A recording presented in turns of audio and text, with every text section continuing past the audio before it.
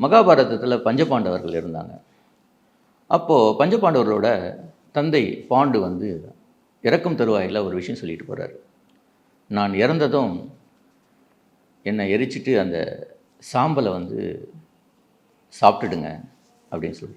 இதில் வந்து பார்த்திங்கன்னா கிருஷ்ண பரமாத்மா இதை கேள்விப்பட்டுட்டு அப்படியெல்லாம் ஏதாவது செய்திட போகிறீங்கப்பா அப்படின்னு சொல்லிட்டு அவர் எல்லாரையும் தடுத்துடுறார். யாரும் அதை வந்து செய்யக்கூடாது. ஆனால் சகாதேவன் என்ன செய்கிறாரு, அந்த எரிச்ச சாம்பலை வந்து பார்த்திங்கன்னா கொஞ்சம் எடுத்து அவர் வந்து சாப்பிட்டுடுறார்.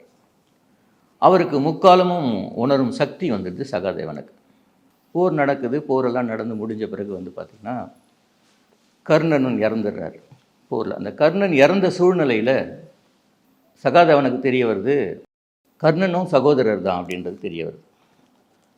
அப்போது ரொம்ப வருத்தப்பட்டு கிருஷ்ண பரமாத்மா கிட்ட கேட்குறாரு சகாதேவன், இது என்ன இது, நான் எல்லாத்தையும் கணிக்கக்கூடியவன், என்னுடைய கணிப்பில் வந்து பார்த்திங்கன்னா கர்ணன் என்னோடய தம்பின்றதே எனக்கு தெரியாமல் போயிடுச்சு, அப்போ ஜோதிடம் பொய்யா அப்படின்னு சொல்லிட்டு கேட்குறாரு. அதுக்கு தான் கிருஷ்ண பரமாத்மா சொல்கிறாரு, அதுக்கு நேரம் வரலப்பா, அது மட்டும் இல்லை, எல்லாத்தையுமே நீ சொல்லிட்டா அப்புறம் நான் எதுக்கு அப்படின்றாரு.